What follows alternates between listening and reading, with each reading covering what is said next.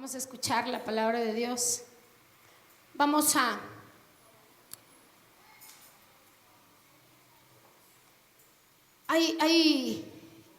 fíjense que hace unos días me preguntaban que por qué estábamos predicando acerca del chisme, de la murmuración y luego de la unidad de la iglesia, ¿no?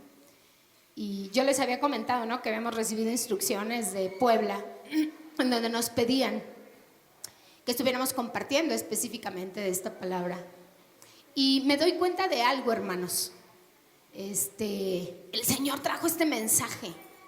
Tiene un que ver, tiene una razón de ser. Así es que prepare su corazón y prepare su mente y permita al Espíritu Santo de Dios que le hable, así como me habla a mí. Yo estoy segura que le va a hablar a usted, y estoy segura también que el Señor algo muy especial va a hablarnos el día de hoy.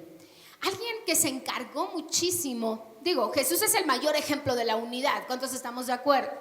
Jesús mostró esa unidad con el Padre, con el Hijo y con el Espíritu Santo de Dios. Dice la palabra que Jesús nunca caminó en una forma independiente, que Él siempre habló y dijo y enseñó lo que el Padre le decía que tenía que enseñar. Todos estamos de acuerdo, ¿verdad? Ok, entonces siempre yo quiero decirles algo. El mayor ejemplo que tenemos en la palabra, ¿quién es? Jesucristo. Dígale al que está cerca de usted: Jesús es mi ejemplo. Su ejemplo no es la persona que está al lado. Su ejemplo no es su esposo o su esposa. Su ejemplo, muchos de nosotros decimos: ay, mi papá, mi héroe, ¿no? ¿Cuántos hemos dicho eso? Sí, yo creo que nuestros papás y nuestra familia, los vecinos y los propios hermanos en Cristo podemos tener muchísimas cualidades y cosas muy buenas que imitar, ¿no? La Biblia dice que tomemos lo bueno y que desechemos ¿qué? Lo malo. ¿Por qué? Porque cosas complicadas, situaciones difíciles, pues las tenemos todos. Pero el mayor ejemplo que nos marca la palabra de Dios en unidad se llama Jesucristo. El día de hoy yo quiero compartirles este mensaje que dice que son las bases fundamentales para la unidad en la iglesia. ¿Qué le quiero decir? Las bases para la unidad no solamente tiene que ser en la iglesia, tiene que ser en el trabajo, tiene que ser en la familia, que es una parte súper importante, y a todo lugar a donde vayamos, que no seamos gente que cause división. ¿Por qué? Porque el padre de la división, ¿quién es? El diablo. El enemigo, dice la Biblia, que él vino a matar, a robar y a destruir. Quiere decir que el enemigo no se va a conformar con dividir algo, él lo quiere destruir totalmente, y él se mueve en cualquier lugar. Puede ser en el trabajo, en la iglesia, en todos lados. Entonces, esta palabra no solamente la tome para la parte de la iglesia, sino tomémosla para nuestra vida personal y tomémosla también para el lugar en donde nos desenvolvemos. Así es que otro personaje del cual la palabra nos habla, que enseñó y instruyó muchísimo, porque el Espíritu Santo de Dios le hablaba, pues era el apóstol Pablo. Él todo el tiempo tenía el propósito de Dios, el propósito de Jesús para la unidad de la iglesia, para la unidad entre la comunidad que convivían. Yo quiero decirle algo. Pablo hablaba específicamente a aquellos en sus cartas, en lo que él escribió, aquellos que ya conocían de Jesús. Entonces, en la historia, a través de Jesús, el cual murió y resucitó por los pecadores para así crear el nuevo hombre y una nueva y una mejor humanidad. ¿Cuántos estamos de acuerdo? Porque nosotros decimos que Jesús es ¿quién? El que puede cambiar y transformar, no es nadie más. Y cuando nosotros recibimos a Cristo en nuestro corazón, ¿qué sucede? Decimos que somos ¿qué? Nuevas criaturas, que las cosas viejas pasaron y que Él se encargó de transformarlo en algo nuevo. Entonces, Pablo toma ese gran ejemplo que es Jesucristo. Él tuvo un encuentro muy profundo con el Señor Jesús. Cuando nosotros sabíamos que Pablo, cuando era Saulo, se dedicaba ¿a qué? A matar, a perseguir a los cristianos. Sin embargo, viene un encuentro muy profundo con el Señor. ¿Y qué es lo que Él hace? Él es cambiado y transformado. Ok, pero vámonos a la palabra en Efesios capítulo 4 y vamos a leer prácticamente todo el capítulo 4. Dice así la palabra de Dios. Dice: yo pues, ¿qué dice? Preso en el Señor, os ruego que andéis como es digno de la vocación con que fuisteis llamados. Dice: con toda humildad y mansedumbre, que dice, soportándonos con paciencia, ¿qué dice? Los unos a los otros, ¿en qué dice? En amor. Es muy importante esa parte, dice, solícitos en guardar la unidad del espíritu en el vínculo de la paz. Y después dice, un cuerpo y un espíritu, como fuisteis también llamados en una misma esperanza de vuestra vocación, un Señor, una fe, un bautismo, un Dios y Padre de todos, el cual es sobre todos y por todos y en todos. Pero a cada uno de nosotros fue dada la gracia conforme a la medida del don de Cristo. Por lo cual dice, subiendo a lo alto, llevó cautiva la cautividad y dio dones a los hombres.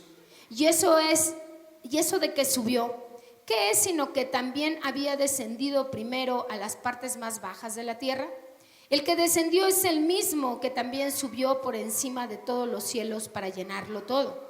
Y él mismo constituyó a unos apóstoles, a otros profetas, a otros evangelistas, a otros pastores y a otros maestros, a fin de perfeccionar a los santos para la obra del ministerio, para la edificación del cuerpo de Cristo, hasta que todos lleguemos a la unidad de la fe y del conocimiento del Hijo de Dios, a un varón perfecto, a la medida de la estatura de la plenitud de Cristo, para que ya no seamos niños fluctuantes, llevados por donde quiera de todo viento de doctrina, por estratagema de hombres que para engañar emplean con astucia las artimañas del error, sino que siguiendo la verdad en amor, crezcamos en todo en aquel que es la cabeza. ¿Quién es la cabeza? Dice, es Cristo, de quien todo el cuerpo, bien concertado y unido entre sí por todas las coyunturas que se ayudan mutuamente según la actividad propia de cada miembro, recibe su crecimiento para ir edificándose. ¿En qué dice? En amor. Vamos a leer otros cuantos hacia abajo. Dice, esto pues digo y requiero en el Señor, que ya no andéis como los otros gentiles que andan en la vanidad de su mente, teniendo el entendimiento entenebrecido, ajenos de la vida de Dios, por la ignorancia que en ellos hay, por la dureza de su corazón. Me voy a quedar ahí. Mire, Pablo está motivando a la iglesia de Éfeso a la unidad. Y les dice, cada uno en el área que les toca, en el área que les corresponde, dice, van a tener que ir madurando. Pero él no habla de que se queden estancados, sino más bien de que como gente que conoce de Dios pueda ir creciendo en la palabra. Y dice, no que sean como esa gente, ¿no? Que viene un viento, que viene una situación y no saben qué hacer, los mueve. No, él nos está invitando a que podamos ser gente industriosa en cada área en la que el Señor nos haya puesto. Entonces, el hombre cristiano o la persona cristiana ya tiene determinado lo que ha de ser según el llamamiento divino. Ojo, esto es para un cristiano real y auténtico. Un cristiano real y auténtico, alguien que hace la oración de recibir a Cristo en su corazón y está convencido desde su corazón y lo habla con su boca, es una persona que tiene claro lo que tiene que hacer. ¿Cuántos decimos amén? Y ustedes pueden decir, bueno, pero entonces esta predicación es para los que sirven. No, es para todos. Cuando nosotros recibimos a Cristo en nuestro corazón, viene una transformación. Probablemente en algunos es muy rápida, en otros es un poco más lenta, pero entramos en un proceso de transformación. Y lo primero que Dios nos llama a hacer es estar unidos. Hay un eslogan en el mundo, en la tierra afuera, que usan mucho en las propagandas, que dicen que la unidad hace la fuerza. Una familia dividida es muy fácil de derrumbar. Un negocio dividido es muy fácil de derrumbar. Una iglesia dividida es justo lo que el diablo está buscando. Cuando nosotros nos ponemos en un mismo sentir a través del Espíritu Santo de Dios, con el toque del Espíritu Santo, conforme a lo que Dios tiene establecido en cada persona, viene una transformación. La Biblia dice que nosotros somos los pámpanos. ¿Quién es la vid? Y dice que separados de Jesús, nada somos. si yo no hago un vínculo con Jesús a través de la palabra, si yo no hago un vínculo con el Padre a través de Jesús, si yo no permito que el Espíritu Santo de Dios esté presente en mi vida, no voy a ser transformado. Y la gente quiere ser transformada sin estar pegada a la vid, aquel del cual emana la vida y se llama Jesús. Entonces, si Dios nos está demandando esa unidad a través de su Hijo, ¿por qué será que dice que tenemos que tener un vínculo de paz entre nosotros como hermanos? Dice que tenemos que amarnos, que cada uno de nosotros debe de reconocer el lugar en el que Dios lo puso, ser responsables de ese llamado que Dios le hizo a cada uno de ustedes. ¿Cuántos de los que están aquí tienen un llamado? Va de nuevo, A veces creemos que el llamado es solamente para aquellos que tienen que servir en la iglesia. Yo le voy a decir algo, es de sabios ganar las almas. El primer llamado que tiene una persona cuando recibe a Cristo es permitir que la palabra lo transforme, para que seamos de testimonio y vayamos y traigamos almas delante de Jesús. La gente piensa que ganar las almas es tarea del pastor. La gente piensa que ganar las almas es tarea del líder de alabanza, es tarea del líder de consolidación, es tarea de las que están danzando. No, usted tiene que ir y predicar las buenas nuevas del evangelio a todo lugar a donde vaya.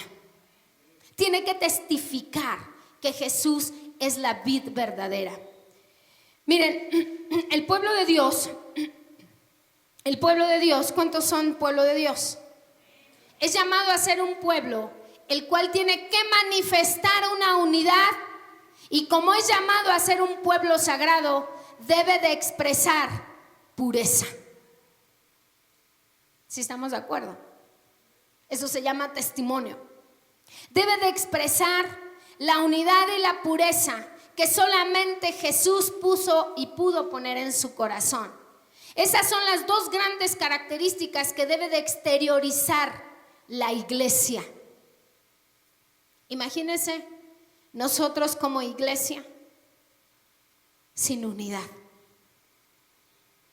su casa sin unidad, un negocio en donde cada quien hace lo que quiere. ¿Va a prosperar? No va a prosperar. Pero Pablo está diciendo y tocando este tema a través de esta carta, mostrando el tipo de unidad que quiere Dios de la iglesia. Y Pablo se refiere diciendo: yo pues preso en el Señor, fíjense, dice, yo preso en el Señor, les ruego que anden como es digno de la vocación con que fuiste llamado. ¿Cuántos hijos e hijas de Dios estamos aquí? ¿A qué nos llamaría el Señor? ¿A andar peleándonos? ¿A qué nos llamaría el Señor? ¿A andar murmurando?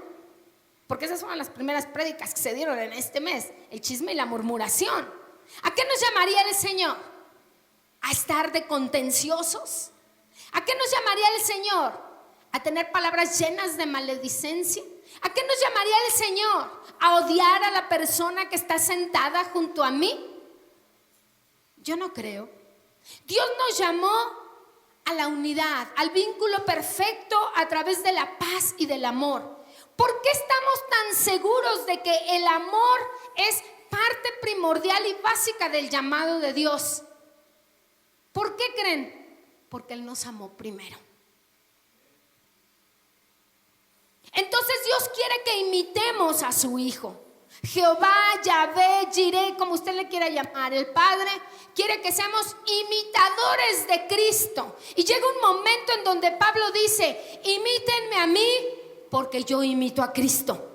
Él nunca dijo: imítenme a mí porque yo soy un buenazo, imítenme a mí. No, Él hace un vínculo perfecto de unidad con Jesús y dice: Él es el merecedor de ser imitado. Y entonces la Biblia también nos dice: tomen lo bueno, desechen lo malo. ¿Por qué?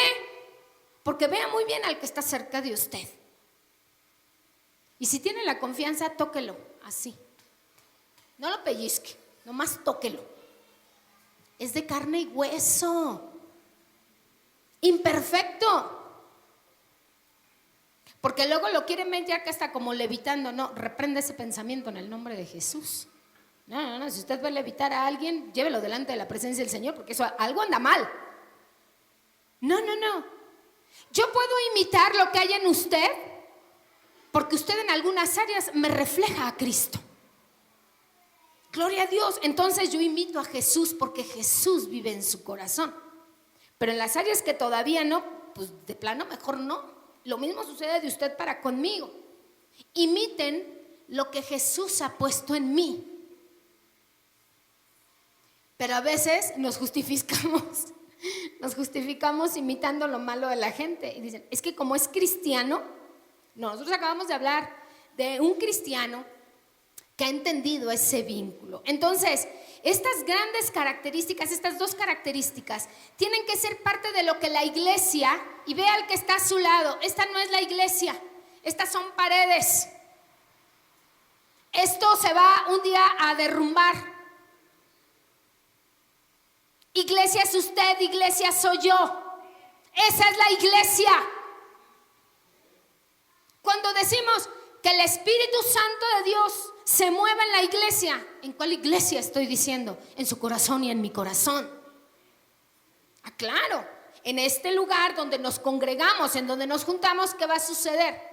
Si el Espíritu de Dios está en usted, si el Espíritu de Dios está en ti, si el Espíritu de Dios está en ti, si el Espíritu de Dios está en mí, si el Espíritu de Dios está en la alabanza, si el Espíritu de Dios está en la danza, si el Espíritu de Dios está cuando recibes a la gente, el Espíritu de Dios se mueve en este lugar. Pero se mueve a través de ti y de mí. A veces la gente dice, qué fea está la alabanza. Ay, no, pues yo diría, ¿qué condición de corazón traes? ¿Traes un corazón amargado, compungido? Pídele al Espíritu Santo de Dios que te llene.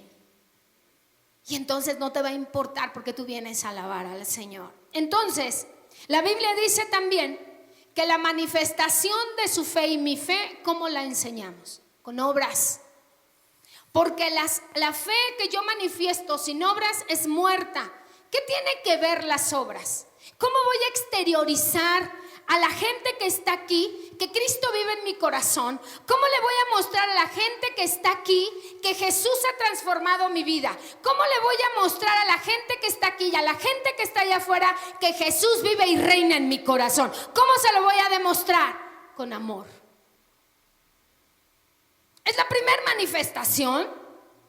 Si yo no tengo amor para quien está aquí, ¿cómo voy a tener amor para el que está allá afuera? Pero muchos de nosotros se nos olvida esa parte de Dios. Y entonces, en lugar de dar amor, pues damos murmuración, damos chisme, damos queja. Y en lugar de promulgar la unidad, ¿sabe qué empezamos a promover? La división.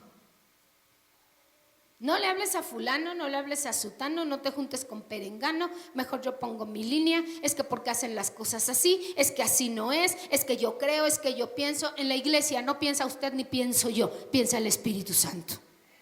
Y si usted ama a Dios, se va a dejar dirigir por obra del Espíritu Santo. Su carne se tiene que morir.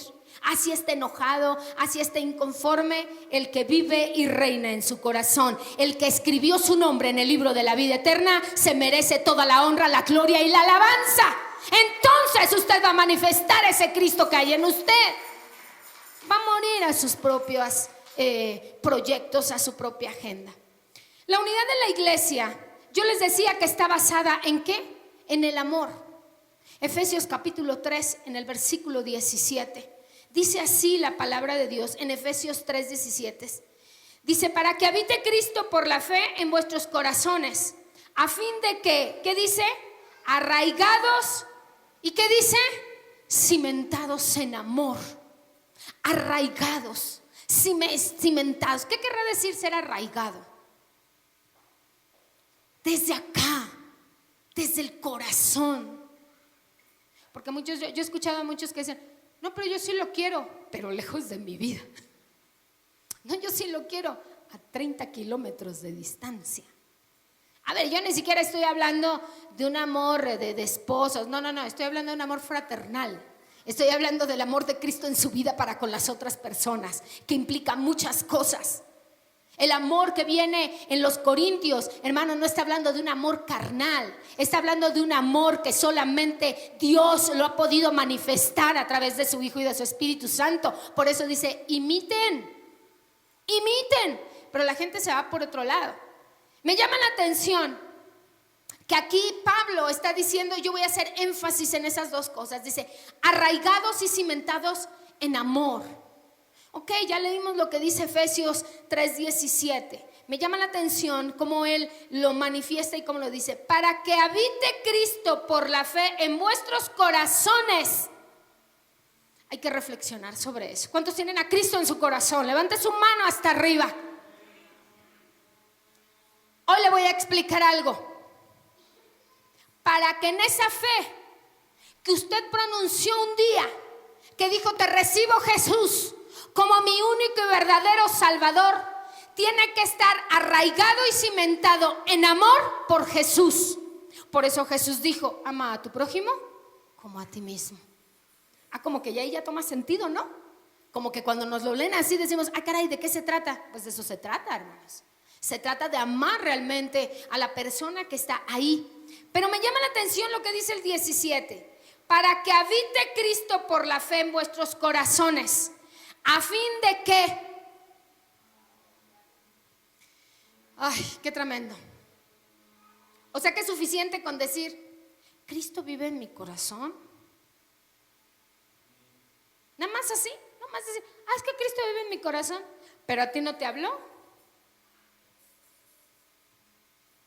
Les pregunto, digo, a lo mejor yo estoy equivocada, a lo mejor estoy predicando algo mal, pero yo acabo de leer que para que esa fe que usted y yo confesamos, que es en Cristo, esté en nuestro corazón, hay dos cosas que son importantes. Tiene que estar cimentado y arraigado el amor. Si no, no se puede. O sea, no podemos estar peleando todo el tiempo. Y menos entre hermanos en Cristo. Yo les preguntaba, yo les decía, ¿cuántos tienen hijos? Levanten su manita. ¿Quién tiene más de un hijo? Yo gracias a Dios solo tengo una, porque así me la aplaco. Cállese, no tiene con quién andar compitiendo, cállese.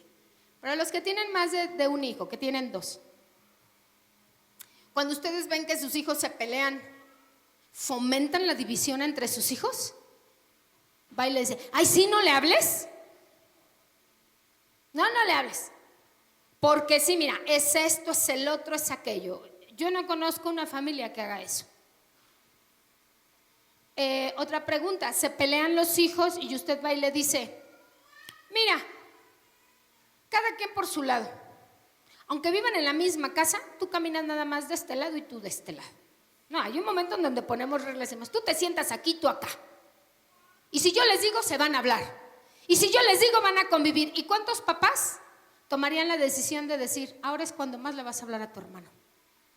Yo sí, si yo tuviera otra hija, ándele, vamos a ver, vamos a lidiar con su carácter. Tienen que aprender a quererse. Y uno como papá que les dice, ¿que no te das cuenta que es tu hermano?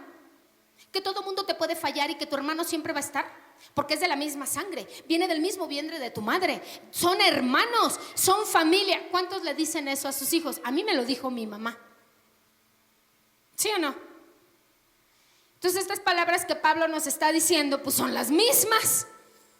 Diciendo, a ver, hermanos en Cristo, si dicen que son cristianos, si dicen que conocen a Jesús, lo primero que tiene que haber en ustedes es estar arraigados y cimentados en amor.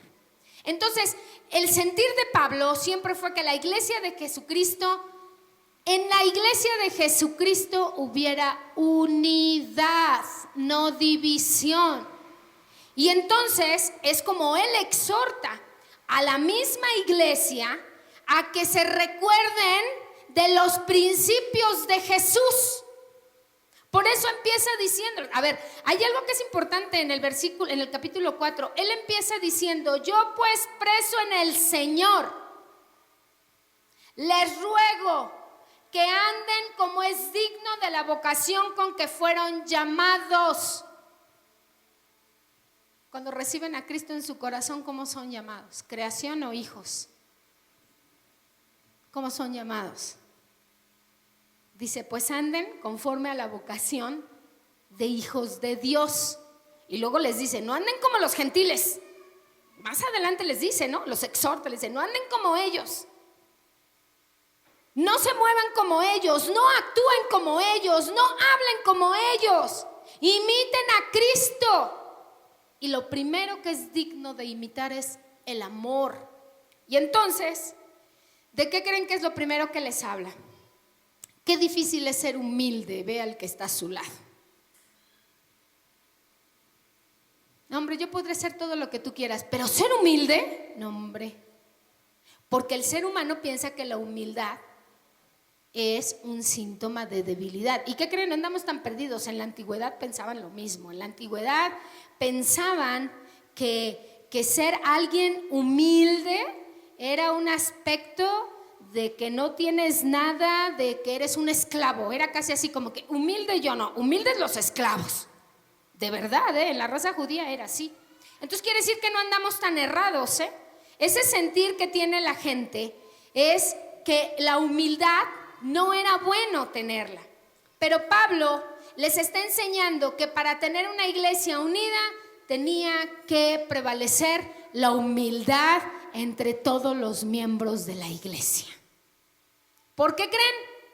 Porque tomamos una figura de hermandad, de familia. ¿Cuántas veces como papás, cuando tienen más de un hijo, le dicen, pero tú no eres humilde? ¿Eres bien soberbio? ¿O eres bien soberbia? ¿O eres bien orgullosa? ¿O eres bien o los que somos más de 2, en mi casa somos 9, yo soy la más chica de todos. ¿Cuántas veces no habré escuchado a mi mamá y a mi papá cuando nos regañaban? Pero es que tú no tienes humildad, Nelly. Pero de que te montas en tu macho, ¿quién te mueve? ¿Cuántas veces han escuchado eso? Pero en la iglesia de Cristo no pasa.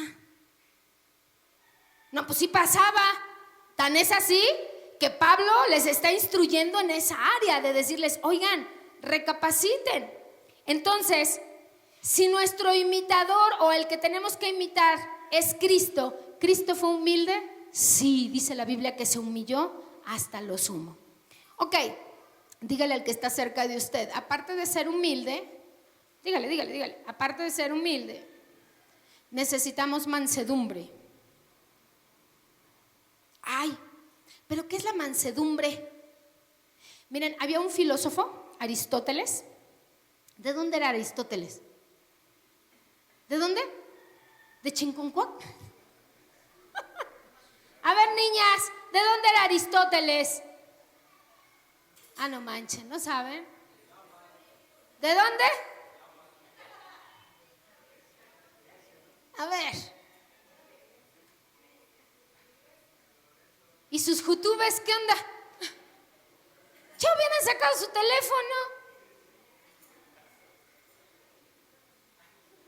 ¿Cuántos votan que era de Grecia? Levante su mano. Ay, sí, tú te quedas muy callado, el Gus. A ver, búsquenle. ¿Era de París? ¿No? ¿Era de África? ¿De dónde era? Ay, pues de Grecia, hermanos. O sea, no, pero lo están dudando. Dice el Isra. El Isma. De Grecia. Shh, cállense. Si se equivocaron, yo no di. Sí, de la antigua Grecia. Es más, Aristóteles hemos aprendido, es un gran filósofo. En la escuela nos enseñan de Aristóteles porque él tenía palabras muy profundas y muy sabias. Entonces, bueno, Aristóteles consideraba que la mansedumbre era una forma de moderación. Quiere decir que esta palabra se usaba comúnmente, les voy a decir, ¿para quién? Para los animales domesticados. Le van a decir, híjole, ahora ya nos va a comparar. Entonces, no es un sinónimo de debilidad, es un sinónimo de control, de dominio.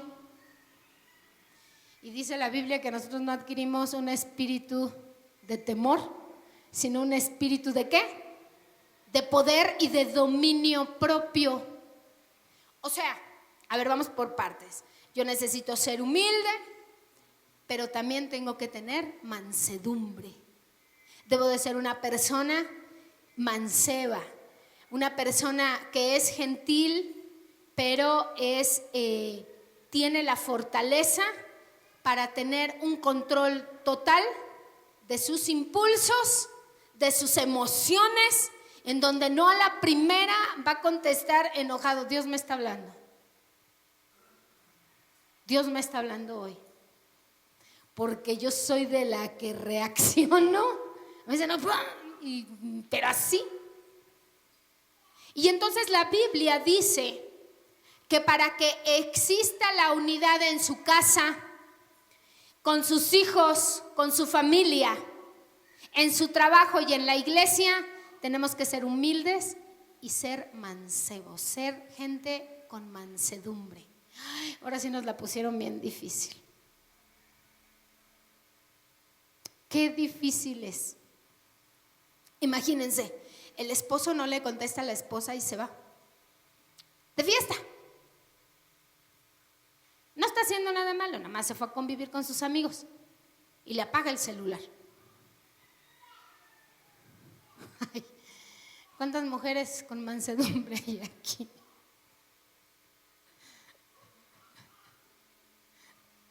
Qué difícil, ¿verdad?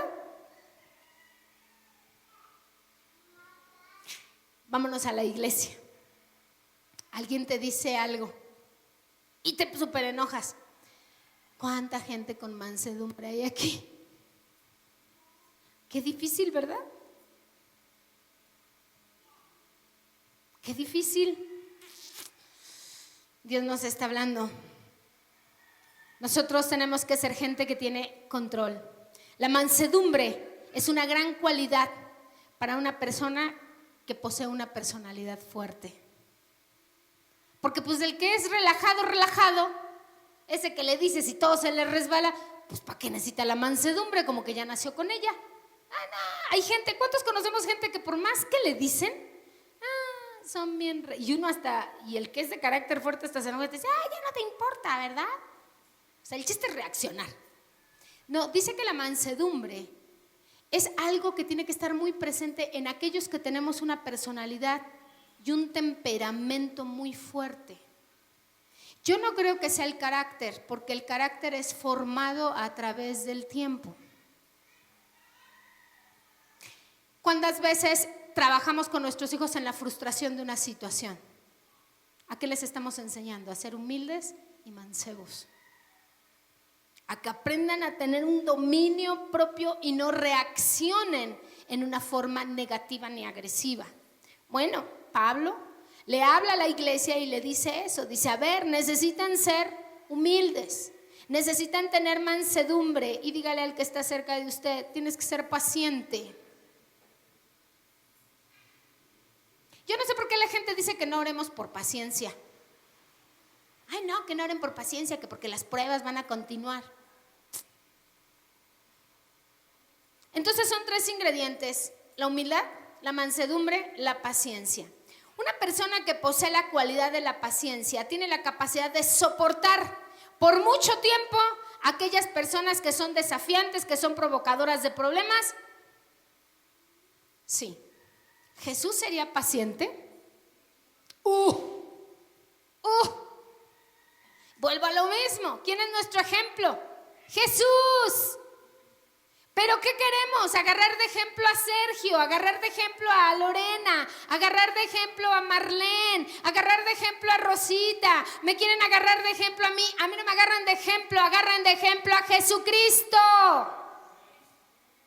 Porque Él sí tiene todas esas características. No me imiten a mí, no imiten al que está a su lado. Imiten a Jesús.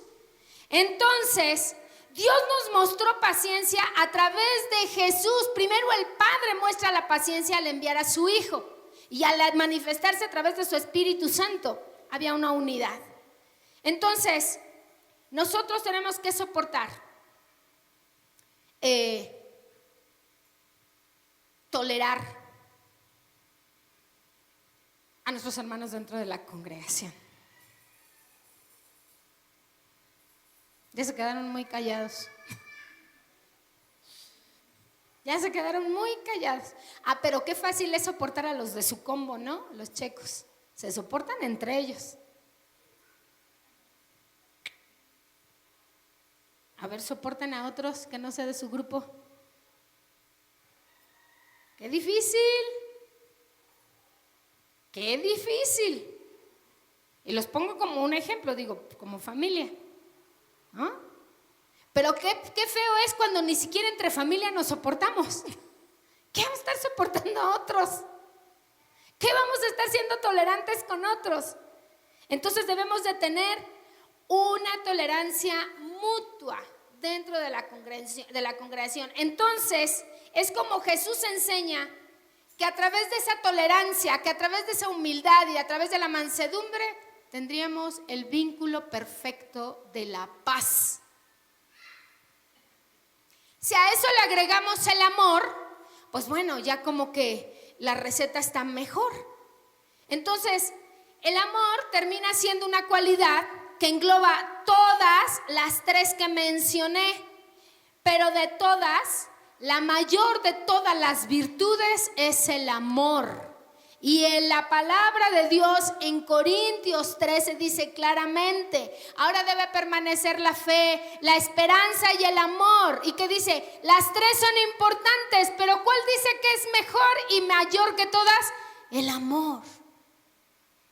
Mira, hermano, no sé si me estoy explicando, pero el concepto de hoy, o el objetivo del día de hoy, es que podamos entender que la unidad de la iglesia, la unidad de la familia tiene que estar basada en el plan y en el propósito de Dios, no en el propósito personal de cada persona, no en el propósito individual de cada gente, sino que tiene que estar fundamentada en el propósito de Dios. ¿Cuál será el propósito de Dios para esta iglesia? ¿Cuál será el propósito de Dios para su familia? ¿Cuál será el propósito de Dios para su negocio? ¿Que esté dividido? No. Él quiere que sea prosperado conforme prospere el alma de cada persona. Ese es el plan de Dios. Pero si yo no lo entiendo, entonces sí voy a tener un problema. Ok, vámonos a Efesios capítulo 4. Y vamos a leer del 7 al 12. Y dice así la palabra de Dios, aunque ya lo leímos todo. Vamos a leer del 7 al 12. Dice, pero a cada uno de nosotros fue dada la gracia conforme a la medida del don de Cristo. Por lo cual dice, subiendo a lo alto llevó cautiva la cautividad y dio dones a los hombres. Y eso de que subió, ¿qué es? Sino que también había descendido primero las partes más bajas de la tierra. Y el que descendió es el mismo que también subió por encima de todos los cielos para llenarlo todo. Y él mismo constituyó a unos apóstoles, a otros profetas, a otros evangelistas, a otros pastores y a otros maestros. ¿Cuál era el fin de hacer eso? A fin de perfeccionar a los santos para la obra del ministerio, para la edificación del cuerpo de Cristo. La unidad en la iglesia está basada en la diversidad de ministerios de acuerdo a lo que leímos. Cada uno tiene una labor. Pero de repente escuchamos a alguien que anda diciendo, ¿y por qué ella de líder de panderos? ¿Y por qué fulano de líder de no sé qué? A ver, yo he escuchado hasta esto, que yo como mujer, ¿por qué pastoreo? Hay gente que no viene a esta iglesia, ¿saben por qué? Porque yo soy mujer. ¿Y saben qué dicen? Que aquí no hay pastor. Cada uno en el lugar que le corresponde. Yo quisiera escuchar a toda esa gente que dice que no vienen a esta iglesia porque yo soy pastora, pero ¿saben qué es lo peor? No van a ninguna. ¿Qué es lo peor del asunto? Y entonces me agarran de excusa. No, yo no soy la excusa de nadie. ¿Por qué no tienen la humildad de decir no me quiero comprometer? Digo, porque si el problema es porque hay mujer, Hay muchas iglesias en donde hay pastores, varones, que vayan y que se comprometan, que vayan y que ganen las almas, ¿cierto? Pero pues que no me usen de excusa. Y en la propia iglesia hay gente que dice, yo por eso no me involucro, porque ve cómo es Sol, porque ve cómo es Gustavo. No, ten la humildad de reconocer que no te involucras porque no quieres. Simplemente tienes una excusa. Te estás fincando en una excusa para no hacer lo que Dios te llamó a hacer. Es que en mi casa las cosas no cambian porque mi esposa no cambia. Excusas. Ten la humildad de reconocer que no lo estás haciendo. ¿Por qué te escudas en tu esposa? ¿Por qué te escudas en tus hijos? ¿Por qué te escudas en el vecindario? ¿Por qué te escudas en el trabajo? ¿Por qué te escudas en el abuelito, en la abuelita? ¿Por qué nos escudamos y nos llenamos de excusas y de pretextos? Sacamos nuestras hojas de parra y ¡frum!, nos cubrimos como si fueran revólver. ¡Frum!, hoja de parra, ¡frum!, hoja de parra. Me voy a cubrir, me voy a cubrir, me voy a justificar. No, esa es una excusa. Cada uno tiene algo que debe hacer en la obra del Señor. A cada uno. Y dice así clarito. A ver, vamos a ver el versículo 6. Ahí mismo, del 4. Un Dios y Padre de todos, el cual es sobre todos, por todos y en todos. Empieza diciendo, ¿para quién? Para todos. Todos tienen algo que hacer. Dios los llamó a algo. A ver, papás, varones, tienen un llamado. ¿Sí o no? Mujeres tienen un llamado. Hijos tienen un llamado en la familia. Señoras, ¿por qué quieren ocupar el lugar de su marido? Hijos, ¿por qué quieren ocupar el lugar de la mamá y del papá? ¿Sí o no? Desde ahí estamos mal. Para todos, en todos. Dios tiene un llamado para todos. Pero en el 7, ahí sí ya viene específico. Pero a cada uno de nosotros fue dada la gracia conforme a la medida del don de Cristo. Primero dice, a ver, todos los que son mis hijos tienen que comportarse, tienen que llenar una serie de parámetros, se tienen que esforzar. Dice, pero a cada uno tiene un lugar o una labor que hacer, no solamente en la iglesia, sino también en la familia. Muy bien. La unidad de la iglesia está basada en madurez y crecimiento. Madurez y crecimiento, esa es una palabra que es complicada. Vámonos a los versículos 13, de ahí mismo del capítulo 4. Dice así la palabra de Dios. Hasta que todos lleguemos a la unidad de la fe y del conocimiento del Hijo de Dios, a un varón perfecto, a la medida de la estatura de la plenitud de Cristo, para que ya no seamos, ¿qué dice? Oye, eso es bien fuerte. Para que ya no seamos, ¿qué? Niños fluctuantes, llevados por doquiera de todo viento de doctrina, por estratagema de hombres que para engañar emplean con astucia las artimañas del error, sino que siguiendo la verdad en amor, crezcamos en todo en aquel que es la cabeza, esto es Cristo.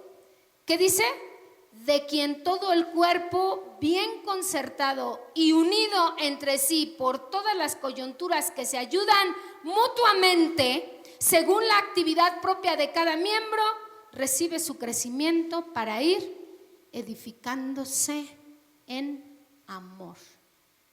Me voy a ir a otro lado.